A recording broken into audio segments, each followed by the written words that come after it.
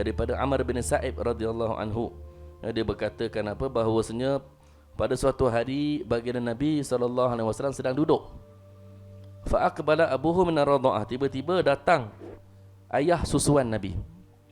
Susuan Nabi siapa dia? Al-Harith bin Abdul Uzza. Al-Harith bin Abdul Uzza ni adalah suami kepada Halimah As-Sa'diyah. Suami kepada Halimah As-Sa'diyah.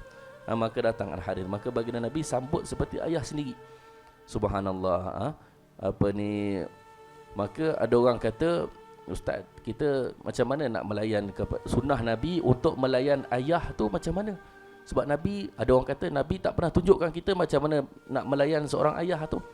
Sebab apa? Sebab Nabi, ayah baginda Nabi meninggal dunia ketika baginda masih dalam kandungan. Ada orang kata begitu, kita tak. Baginda Nabi SAW ada ayah susuan, baginda ayah susuan pun disambut dengan begitu hormat. Apatah lagi kalau ayahnya yang betul, apatah lagi kalau baginda sempat dengan ayah kandung Nabi SAW.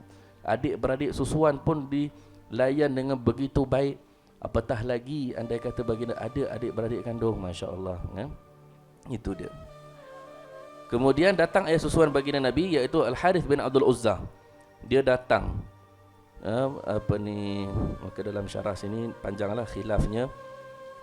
Maka ada ulama yang mengatakan kedua-dua mereka masuk Islam. Halimah As-Sa'diyah pun aslamat, masuk ke dalam Islam, dan Al-Harith bin Abdul Uzza ni pun masuk ke dalam Islam.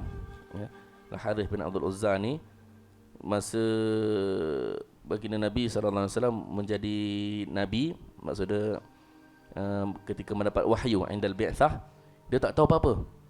Dia duduk kat kampung Bani Sa'ad. Dia datang, satu hari dia datang ke Mekah. Dia datang dekat Mekah ni ketika mana orang tengah kecoh, kaum Quraisy semua tengah kecoh. Maka orang Quraisy semua pergi kepada dia. Pergi kepada dia, maka dia kata, wahai Harith bin Uzza, tengok ni anak kamu ni. Maka dia panggil anak, dia kata, tengok anak kamu ni, Muhammad ni, dia cakap macam-macam, dia buat masalah. Dia kata, masalah apa anak saya buat? Dia kata dia mengaku jadi Nabi. Dia kata kita ni lepas mati nanti hidup semula dekat akhirat. Dekat akhirat tu pula ada dua tempat, ada syurga, ada neraka. Ada orang masuk syurga, ada orang masuk neraka. Maka dia kata, tengok, cuma kamu nasihatkan sikit anak kamu ni. Lebih kurang macam tu lah. Lepas tu dia pun pergilah kepada baginda Nabi SAW. Dia kata, wahai Muhammad, betul ke saya dengar orang Quraisy kata, kamu kata itu ini, kamu kata nanti kita hidup semula lepas mati, kita pergi syurga, ada pergi syurga, ada pergi neraka. Ada ke macam tu? Betul ke kamu kata macam tu? Nabi Muhammad kata, betul wahai ayah. Dia kata, na'am. Walau kana dhalika al-yawm ya abati. Baginda Nabi panggil Harith bin Abdul Uzza ni ya abati. Ya abati ni maksudnya wahai ayahku. Masya-Allah. Ya abati, wahai ayahku. Betul wahai ayahku. Nanti dekat akhirat nanti, akhadtu biyadik, saya akan pegang tangan kamu. Saya akan tunjuk ke kepada ni syurga, ni neraka. Yang saya cakap, maksudnya saya akan buktikan apa yang saya cakap ni betul. Saya akan pegang tangan kamu. Maka ayah dia kata apa? Kalau anak saya pegang tangan saya, mesti dia tak akan lepaskan tangan saya sampai dia masukkan saya dalam syurga. Maka saya mengucap masuk Islam, la ilaha illallah Muhammadun Rasulullah. Terus dia masuk Islam. Jadi walhasilnya, pada satu hari datang ayah susuan baginda Nabi ni, Al-Harith bin Abdul Uzza, ketika Nabi tengah duduk. Maka baginda Nabi SAW ada kain yang baginda Nabi tengah duduk atas dia. Maka Nabi ada bukakan sikit kain ni sebelah kanan, bagi jemput ayah baginda Nabi duduk dekat sebelah kanan. Kemudian datang pula Halimah As-Sa'diyah, fa aqbalat ummuhu, ibu Nabi, iaitu Halimah As-Sa'diyah, ibu susuan Nabi.